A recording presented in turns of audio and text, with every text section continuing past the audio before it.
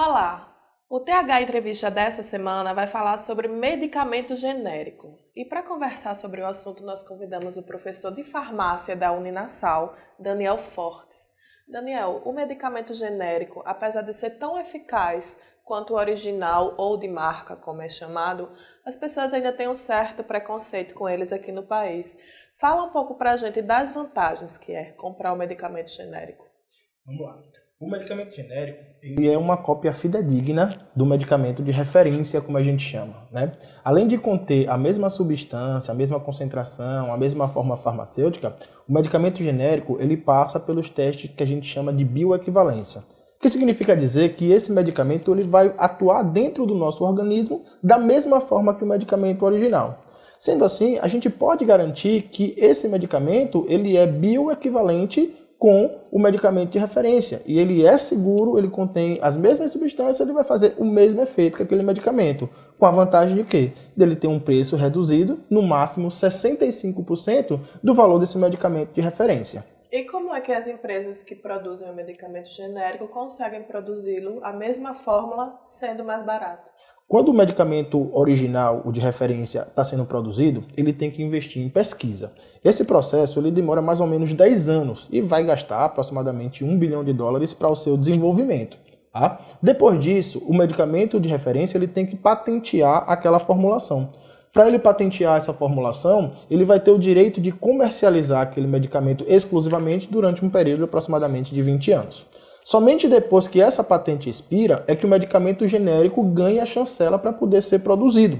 Quando ele é produzido, ele não precisa mais investir na pesquisa, não vai investir com propaganda. Dessa forma, reduz os custos ao laboratório que está produzindo e o medicamento chega mais barato ao consumidor. Mas existe uma certa rivalidade entre os laboratórios, né, da marca original e os genéricos, ou tá tudo ok? O medicamento, o mercado farmacêutico, ele é bastante competitivo. Né? Então, assim, cada vez mais você vê novos medicamentos com solicitação de registro. Hoje a gente tem mais de 8 mil registros de medicamentos genéricos e tem pelo menos mais 800 aí na fila da Anvisa aguardando aprovação. Isso faz com que essa competitividade entre os laboratórios exista. No entanto, os grandes laboratórios hoje que produzem os medicamentos de referência há muito tempo, que investem em pesquisa, também estão comercializando medicamentos genéricos. Então, eles adotaram esse produto como uma nova alternativa para competir dentro desse mercado.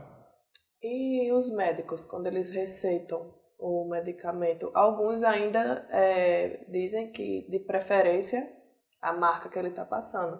Por que ainda tem médico que alguns médicos, receitas? Eles têm resistência em relação ao genérico por uma questão histórica.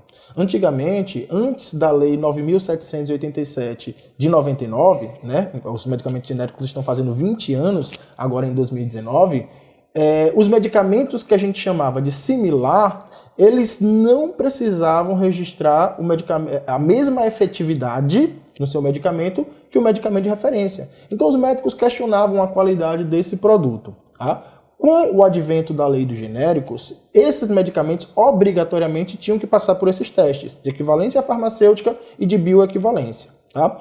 Uma outra restrição dos médicos é saber se a Anvisa ela de fato fiscaliza a produção desses medicamentos genéricos para garantir essa bioequivalência. Né? O que a gente recomenda? Que todo médico que por um acaso duvide da eficácia do medicamento genérico, faça essa denúncia na Anvisa para que a Anvisa possa avaliar se de fato aquele medicamento passou por alguma alteração. Mas não há nenhum tipo de dado que a gente possa observar que possa concluir que os medicamentos genéricos não estão passando por esse processo de qualidade. Os medicamentos genéricos hoje, eles já tratam de todo tipo de doença? Ainda não. Tá? Como eu falei, esses medicamentos eles precisam expirar a patente. Normalmente a gente tem uma maior adesão aos medicamentos genéricos para aquelas doenças que são utilizadas como tratamento crônico. A nossa população está envelhecendo. Então, consequentemente, doenças como hipertensão, diabetes, elas estão ficando mais comuns na população de maior idade. E aí, como essas pessoas têm que todo mês comprar aquele medicamento, aí elas acabam optando pelo genérico, né, que fica mais barato. Uma outra classe de medicamentos genéricos que é muito bem comercializada são os anti-inflamatórios, os antibióticos. Tá?